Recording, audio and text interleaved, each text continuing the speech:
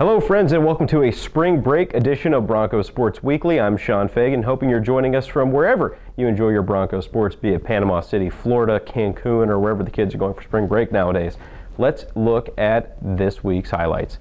Softball picked up 3 victories last week, including 2 at the USF Under Armour Invitational, and congratulations are in order, as head coach Kathy Litke earned her 600th career victory with the Broncos doubleheader sweep on Saturday. The Broncos opened the day with a 3-1 win over Stephen F. Austin. Becca Schemberger had a career-high 9 strikeouts, and Jenny Roan scored the game-winning run in the 5th. The milestone was achieved in the nightcap when the Broncos roughed up St. Joe's to the tune of a 7-1 win. Roan and Emma Bogart each went 3 for 4. Congratulations, Coach Litke. The women's golf team placed 6th in a competitive field of 21 teams as they opened the 2013 spring season at the Red Rocks Invitational. Melissa Berman registered her career best 36-hole score, shooting a 151 to finish 12th overall in the field. The Broncos will gear up for their 11th annual Rio Verde Invitational on Friday. Baseball earned a 1-0 shutout of the Maine Black Bears on Saturday, splitting a doubleheader by winning in the nightcap. Mike Moyer threw 7 1/3 shutout innings, with Gabe Berman coming in to close out the victory. Hunter Prince went 3 of 4 with an RBI double, plating Brandon Cable.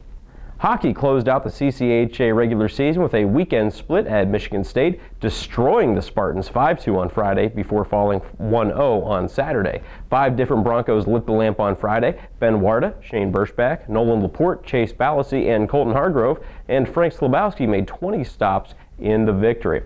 Slabowski made 20 again on Saturday, allowing just 1 goal, but the Spartans kept the Broncos' offense in check.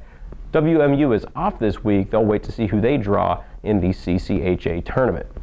Men's basketball earned their season sweep against Toledo last week, downing the Rockets 65-62 in a game played at Savage Arena. That win represents the first road victory against Toledo since the 2008-09 season.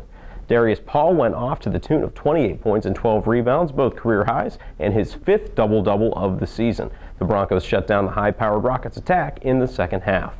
Men's tennis competed at the HEB Tournament of Champions over the weekend, hosted by Texas A&M Corpus Christi, earning a victory in their final match of the weekend when they beat DePaul 4-2.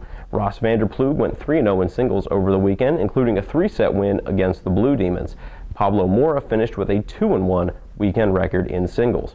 Women's tennis had a slew of tough competition last week as well, facing off against a pair of top 20 teams, number 18 Notre Dame and number 14 Purdue, before defeating Oakland in the second half of a Saturday doubleheader. Nini Sujashvili went 3-1 for the Broncos against the Boilermakers and the Golden Grizzlies on Saturday, including a pair of wins at number 1 singles.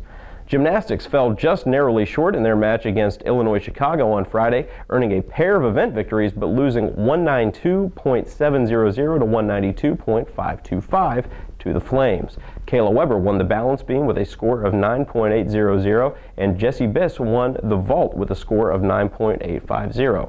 And women's basketball fell in a pair of contests last week and have found that they will open the 2013 MAC tournament as the 9 seed. They will face Eastern Michigan on the road on Saturday. That game scheduled for a 2:30 tip. And now let's take a look at some of the highlights from this past weekend.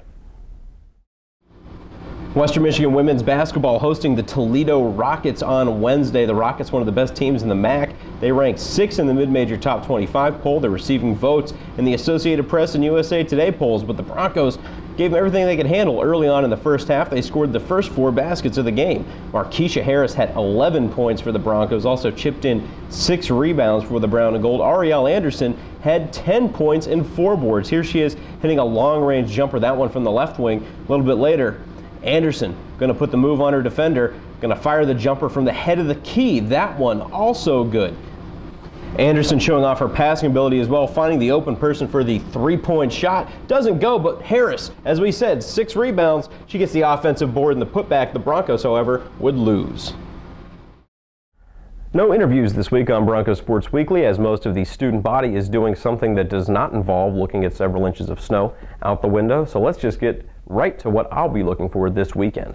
Men's basketball will close out their regular season with a pair of home games this week when they host Ball State tonight at University Arena and Central Michigan Saturday at noon. That game will be televised on Sportstime Ohio and streamed on ESPN3. Women's basketball will open the 2013 MAC tournament at a campus site this weekend as the 9th-seeded Broncos face the 8th-seeded Eastern Michigan Eagles at the EMU Convocation Center on Saturday with a 2:30 tip-off time. The Broncos just narrowly lost to the Eagles in their last meeting at the Convo, with Michelle O'Brien posting 21 points off the bench. In fact, both meetings between the teams this year were very close. The Eagles earned 4-point victories in each.